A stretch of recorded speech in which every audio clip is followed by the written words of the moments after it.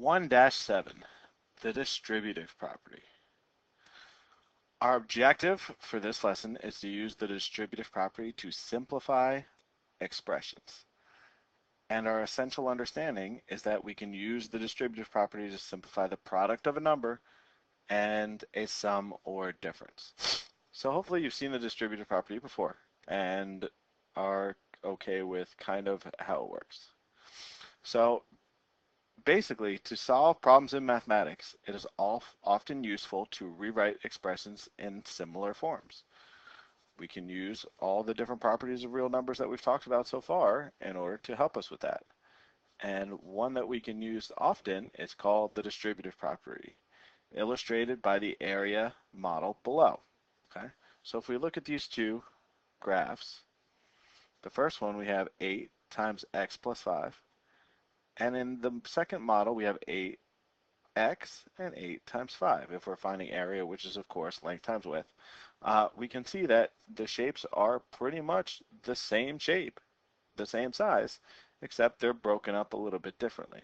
In one, we have the whole thing together, and in the second one, they're broken up. Okay.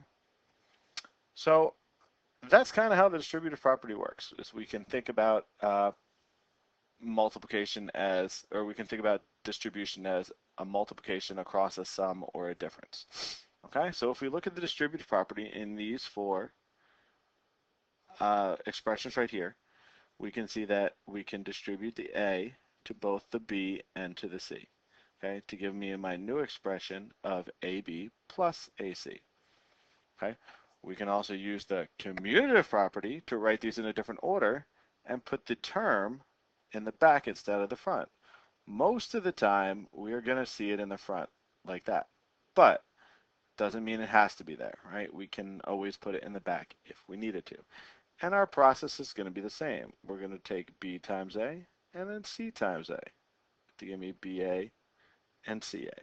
So we're going to take this thing that's outside of the sum or difference and distribute it and give it to both of the terms inside. Okay? Works the same with subtraction, is we can take the a, multiply it by the b, take the a, multiply it by the c to give me ab minus ac. Okay? And then the same one here. We can multiply both of those to give me ba minus bc. Okay? And here are my examples with numbers. We can see that 4 times 20 plus 6, of course, is 4 times 26, but we can also take it as 4 times 20 plus 4 times 6, and that will give us the same answer. So, let's try some problems. Problem 1, simplifying expressions. What is the simplified form of each expression? So we're going to use the distributive property. And the way you recognize that is that you're always going to see parentheses, and we're going to see something multiplied by two things inside the parentheses, usually with a sum or a difference. So we're going to take this 3 and pass it along to both of those. Let's take this nice and slow, and we're going to get 3 times x plus the 3 times 8, which of course we can simplify that to give me 3x plus 24. Okay.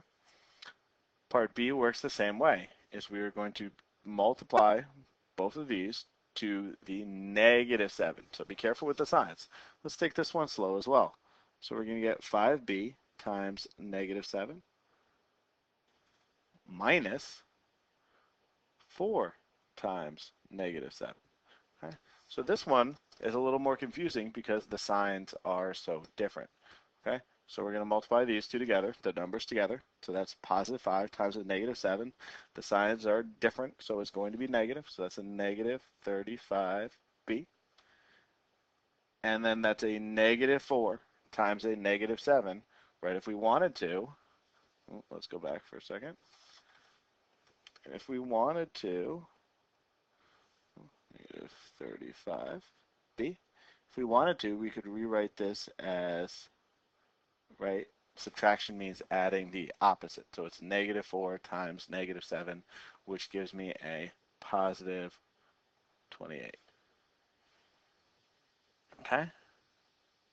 Let's try a few got it problems.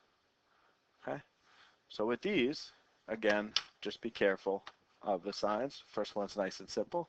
Distribute to 5, so we get 5x plus 35. Here, the second one, we're going to get 12 times 3 to give me 36 minus 12 times 1 over 6 is the same thing as 12 over 1 times 1 over 6, or 12 divided by 6, which is going to be 2t.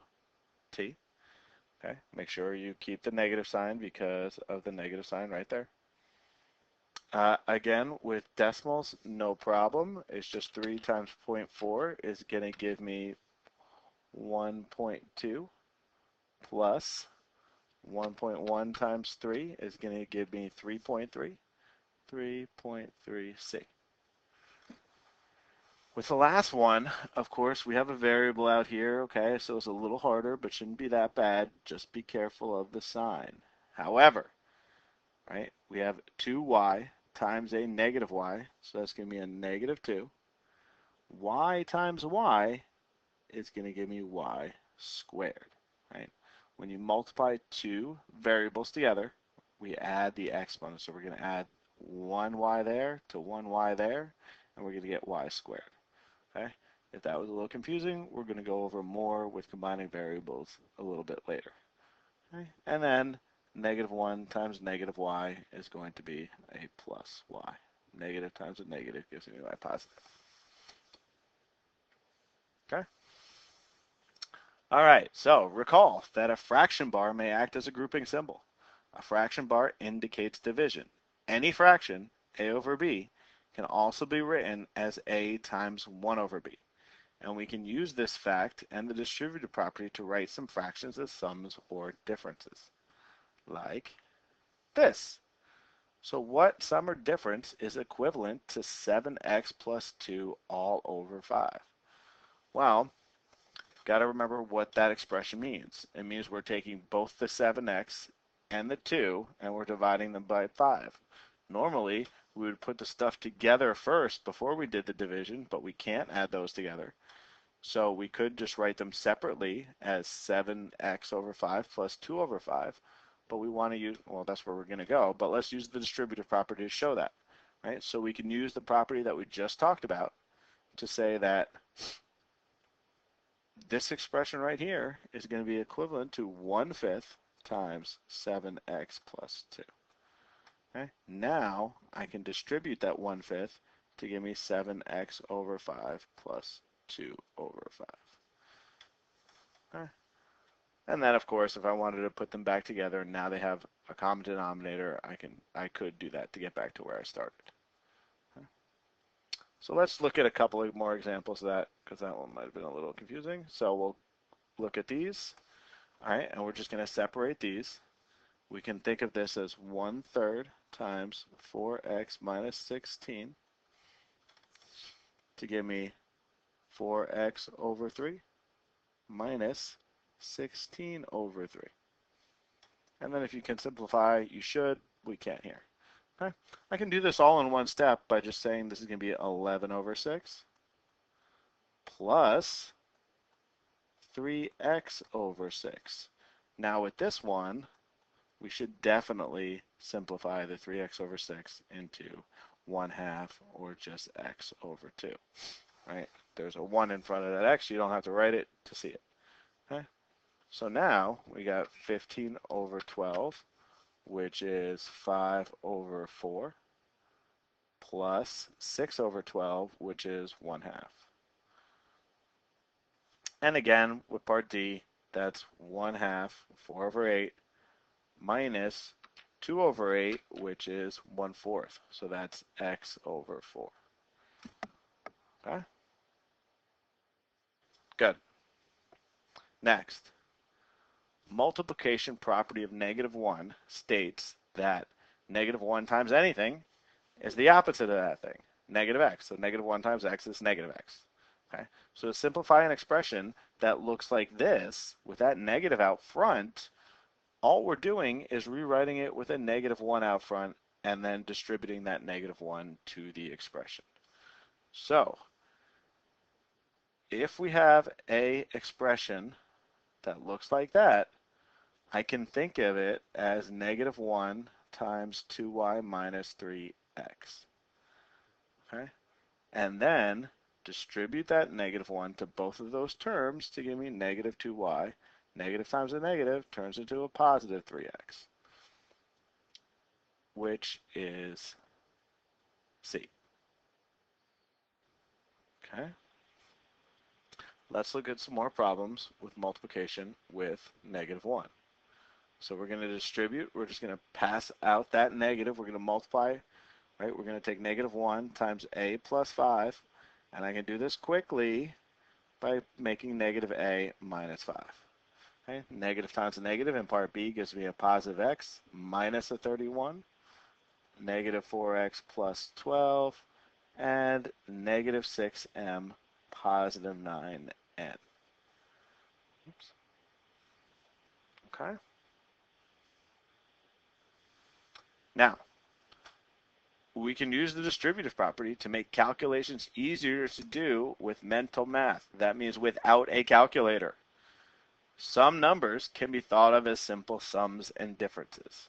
So there are some tests that you will take, like part of the PARCC test, the SATs when you finally get there, the PSATs, all right, that will not let you use a calculator.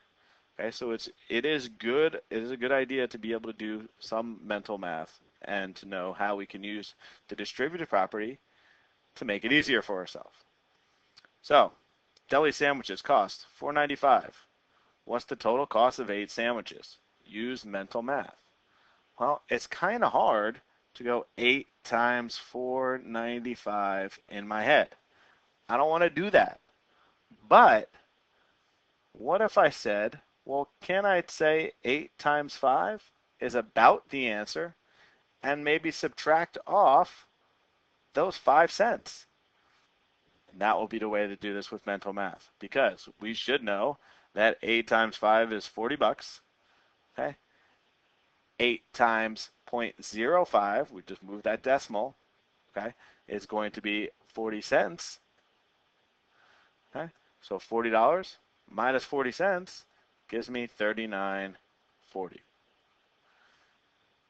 And we were able to do this quickly with mental math. Let's look at another one. Our Gata problem.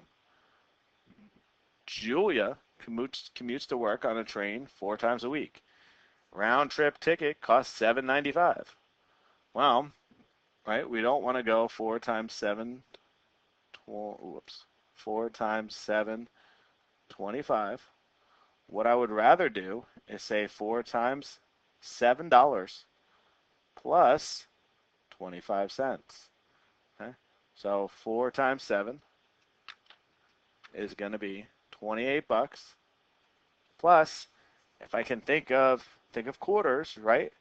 4 quarters, 4 times 0.25 is $1. So this is going to be $29 for her round trip ticket. Okay? So our next essential understanding is that we can simplify algebraic expressions by combining the parts of the expression that are alike. And we are going to use this technique a lot. So an algebraic expression, we have a couple of vocabulary words that you need to know what they mean. The first is a term, and that is a number, a variable, or the product of a number and one or more variables. So that covers a lot of things. A number, a variable, or the product of a number and a bunch of variables. And product could also mean division, right? Because dividing by 3 is just like multiplying by fractions. Okay? So this is all one term. The one thing you never see in a term, a single term, is going to be addition or subtraction, right? It doesn't say addition or subtraction. It says product. Okay? So we can only have multiplication or division inside of one term. If we have addition, that's fine. It's just this is 2 separate terms. Okay? A constant is a term that has no variable, just a number. The coefficient is the numerical factor of the term. So this one would be 2 over 3. The coefficient there would be 3, right? It's just whatever number happens to be in front of my different terms. Okay? Rewrite expressions as sums to identify this part of an expression. Okay, so let's look at that. So let's look at our first expression right there. So in the first one, 6a squared, the 6 is the coefficient. In the second part, the -5 is the coefficient. In the third one, the 3 is the coefficient. And the -12 is our constant term. All of these are my different terms. So this expression happens to have 4 terms, right? Those don't count as 3 separate, right? They're all together. They're all one term. Okay? What we're looking for is like terms. Like terms have the same variable factors. To identify like terms, compare the variable factors of the terms as shown below.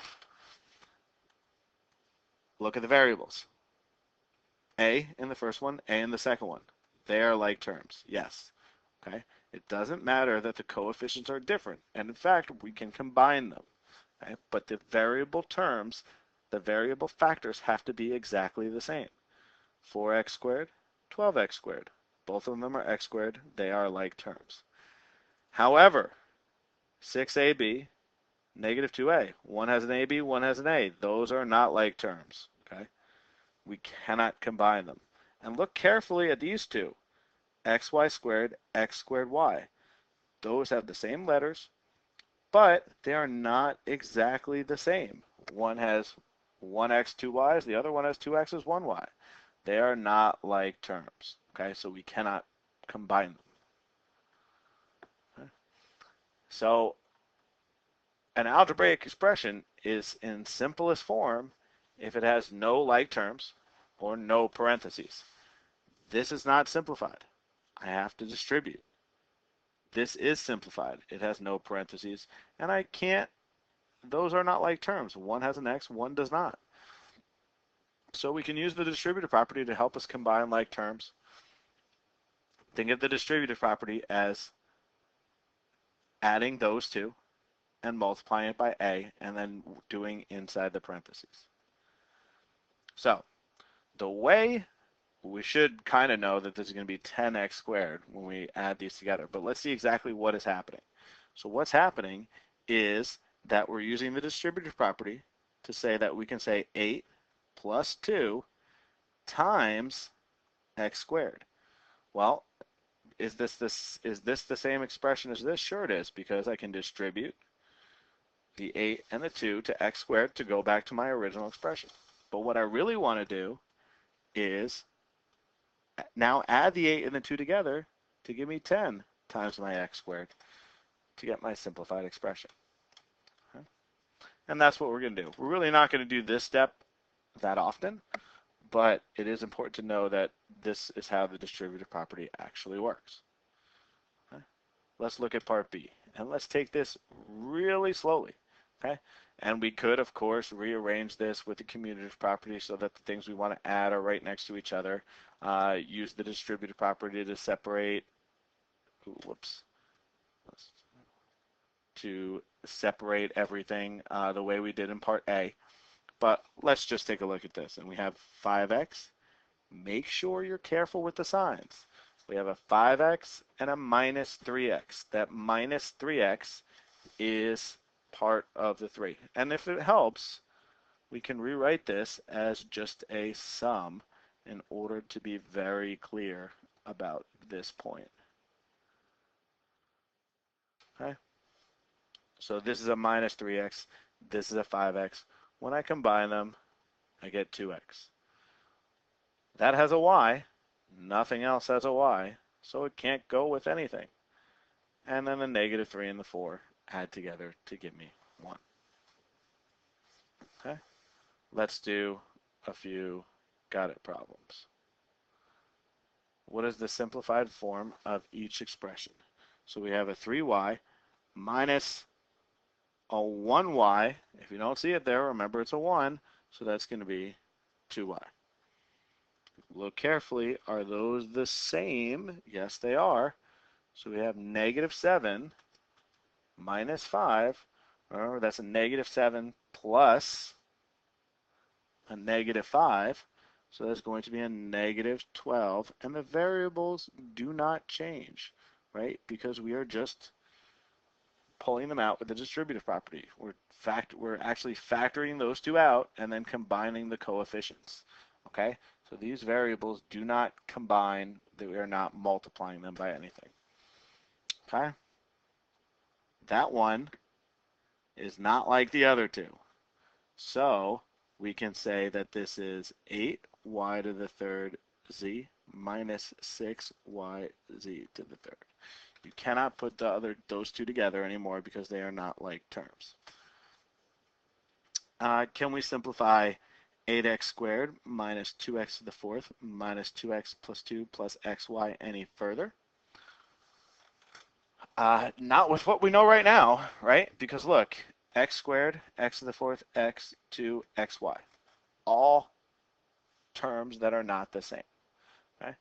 In the future, maybe we can try to factor that a little bit and simplify it that way, but we cannot combine any like terms because they don't have any. Okay? So let's make sure we got everything here. We can use the distributive property, whether the number is in the back or in the front. If there's a negative in the front, we're just going to multiply each term by negative 1. Rewrite each expression. We're going to combine the like terms. The first one doesn't have any.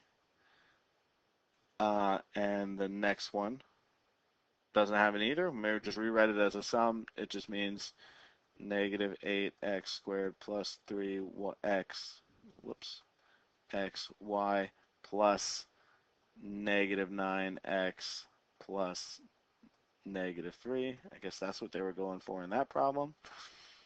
Tell whether they're like terms. Those two are not. Vocabulary. Does each equation demonstrate the distributive property? That does.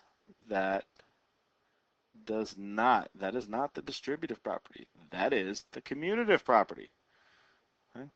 This does, and this does not. Okay? That is not the distributive property. Again, that is the associative property, right? If you look inside the parentheses, there are different things inside the parentheses. How would you express 499 to find the products? That would be 500 times 5 minus 5, right? 500 minus 1 times 5. That is simplified. That is not. I need to distribute the negative to both of those. And the last one, ooh, this is tricky. Are these two like terms? 12xy and 3yx. Are they exactly the same? Not quite, but if we use the commutative property, we are allowed to rewrite this as xy as well. We're allowed to change the order within a term, and then now I can see that these are exactly the same. So it's 5x squared plus 9xy. Okay? So just be careful with a problem like that.